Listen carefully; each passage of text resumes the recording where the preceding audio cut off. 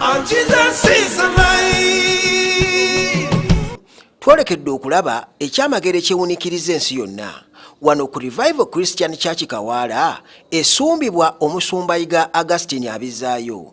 Omwami oyo yajja mu nnaku ey'ekitalo kubanga bambi yali yamera amabeere ng'omukazi. Kyendifa seerabidde musumba namera amabeere g'ekikazi naye simanyi kikwe kyava. Ntambudde mbasumba bonna sina we sinatuuka naye wano we mbadde nakasembera musumba buli gye ngenze bansabidde naye tewali kikyukako mabeere gaganye kwegamba embeera ntamye mbeera ne satu ze nyambala ku mubiri gwange musumba. What make you to put on 3 shirts? Nga nkweka ku mabeere galeme kulabika nnyo ate nina okunoonya ekyokukola ne gye mbadde nkolera abansekeera mbadde nkola nga mpoota kuba emirimu gyange nagyo gyafa nali nkolera Wandegeya nga nsiika chipusi era mu Wandegeya tewali yali ansinga kukola kisiika chipusi basinga bamumanyi nakati bandaba ku EBS sina we situuse mbasumba naye leero njagala nswaze omulabe wange yanfuula bwenti kuba si bwe nali n'ebifaananyi mbiyinanze nali bwe nali manyi musumba embeere. Kankubuuze. Let me ask you. Gamera bukulu. Did they come when you were mature? Musumba. Yeah? Yes. Musumba. Even Omukyala yagenda nansuulirawo n'omwana nga wa mwaka gumu. Mwana wange kati awezezza emyaka 3 musumba.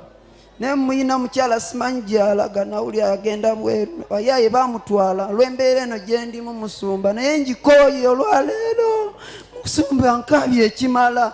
Mukama nja mutendereza ekiseera kyonna ebbanga lyonna sijja muvaako ekimala kimala. It's enough for me. Lord, heal me. It's Omukyala ogamba ki? Lady, what do you have to say? Musumba nzono mumanyi bulungi nnyo. Mukwano gwange omuwala yamuzaalamu omwana naye musumba nali ku mulimu ne baŋŋamba nti kaka yameza amabeere n'entya. Musumba namunoonya nzono mumanyi okuva kagere paka ku mutwe naye musumba amabeere gamera bumezi tegagalina. Sisi nawo mmanyi. Mbono kojja wange tebamuzaala n'amabeere musumba. Kojjanga abadde musajja naye kati myaka 2 alina amabeere. Ekintu ekyo kitusuza tukaaba famire yonna musumba tusaba otuyamba omusabire. Si bwati bwe yali musumba tugezezzaako buli kimu musumba. Amanya go gwanisa. What is your name, gentleman? Amanya gange nze Rubega Francis. I'm called Rebecca Francis. Matuga. Obeera wa? Nviridde Matuga kuba ati gye mbeera eyo gye nafuna mukwano gwange kuba nze nembeera yanyiga nembeera nga sikyasobola na kupangisa ennyumba. Baganda bange bonna bandeka ndi nzekka mu nsi mbonyebonye n'olumbe luno nga mbotambula nzekka mbasumba. Amanya gwani? What's your name? Amanya gange nze Rubega Francis.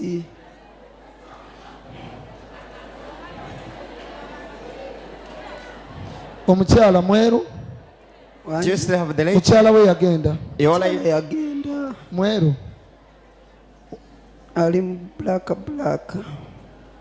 She's a Lwaki big. yagenda? Why did she go? Kyala twayawukana nafunamu embeera nga tukyakwatagana musaayi. Obola okuba wali omumizza amabeere. Amabeere gaali gajjirira mpola naye nga nze ndaba embeera zange nga sibitegeera ne ngamba Mukama Katonda kiki kino kyendi. Kino tekikkirizika kuba omusajja ono yali atambudde buli wamu ng'agezezzaako buli kimu wabula nga biganye era nga ajulirira kwetta. Real breasts as I can. Kati gabeera geeyongera. Do they go on growing? Ngera lusi bwe nkola kati mbadde nkola ku site eyo nga mpeereza kuzimba naye nga buli lwensitula ennyo ekizito ngenda okuwulira nga gajjudde nga ganzitowa. Musumba ekizibu ekyo kimaseeko emirembe. Take emikono gyo mu bbanga. Put your hands up. Gamba nti ya Yesu. Say, oh Jesus. Ai Yesu. How Jesus. Yogera nnyo. Ai Yesu. Yogera nnyo. Ai Yesu. Yongera. Ai Yesu. Kigiddemu. Ai Yesu. Tosirika yongera. Ai Yesu. Kino nno kyali kizibu okukkiriza kuba omwami ono yajjanga agamba nti yali atambudde buli wamu okuwona ekizibu kino omuli amasabo, amalwaliro wamu n'abasumba mu makanisa ag'enjawulo naye bonna baalemwa. Omusumba Yiga Augustine Abizaayo ng'amaze okuwuliriza ensonga z'omwami ono eyali alombojja mu nnaku ey'ekitalo yakozesa empeta ye ey'abyamagero era wano yamugamba nti ogenda kudda wano nga wayise ennaku 30 gokka ng'amabeere gano gaafumwa bufumwa. Ai Yesu. Ai Yesu. Look at me. Tunulira omusumba. Ogenda kuyingirako mu kusiiba for 80 days. You'll go and fast for ennaku 8. Okomewo wano maaso gange. Then you come before the pastor. Bajja kundeeta mu counseling. They bring you in the counseling.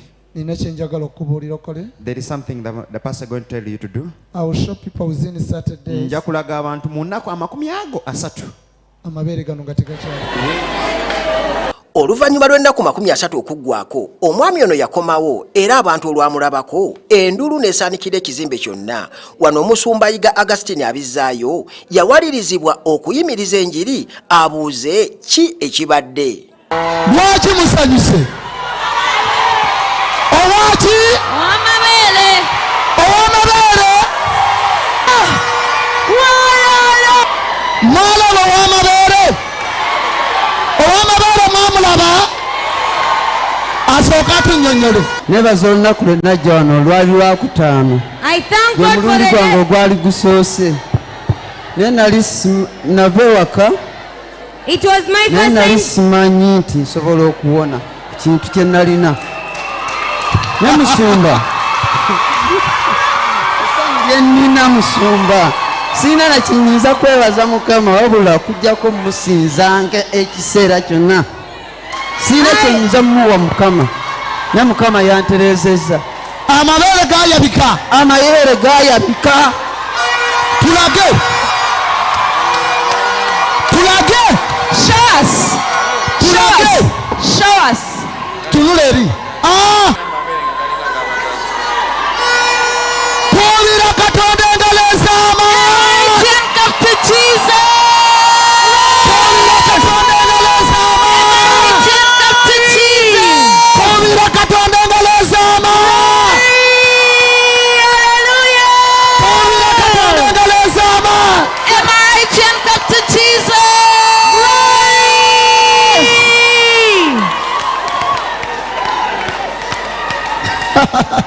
Wanji, Michael. Wanji. Nali bubi pastor, nali sisuubiranga sikyalina ssuubi nga ngenda nakwetta. Pastor was badly over. I had no hope even. Nsabira. Pastor wansabira natereera Mukama yansumulula era mbadde banzigye lwakuba nti Pastor, you prayed for me and I was set free. okukalira ddala bulungi. Naye banzigyeyo yabandabye sibamanyi naye Mukama nziza okubeera Mukama. Wali oli awo nga gabise nakuwa ennaku mmeka? Gabika wampa ennaku 30. 30 days. Mukama n'atantegeera. You only gave me 30 days. They bust.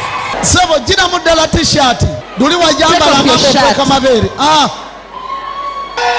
Wakeera ku makya nga gakola gatya? What happened? Pastor, How did it happen? kulo gatandika okuba nga agazimbamu. The day they started swelling up, Ne gatandika okwekenenulamu amazzi gokka. then they Nga bwe started. neebaka nkeera wansi we neebase waliwo ki amazzi. Amazzi. Whenever I could lie down and sleep, Gatandika water would come out okwekamula of them.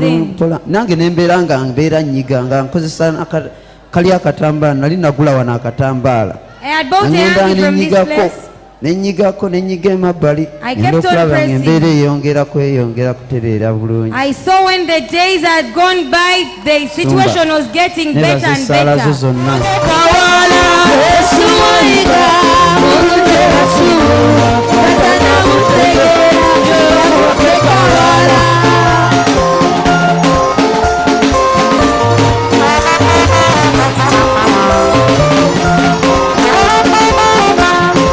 kino kye kimu ku byamagero ebingi omusumba Yiga byakoze ng'ayita mu mpeta erimu amaanyi ga Mukama. Buli Lwakuna olusooka mu mwezi enkumulitu y'abantu yeeyiwa ekawaala okwetwalira ku mpeta eno ey'ebyamagero. Kale nno munnange gwali eyo, buli Lwakuna olusooka mu mwezi jangu ekawaala weetwalire ku mpeta kubanga yeerimu ekyokuddibwamu kyo.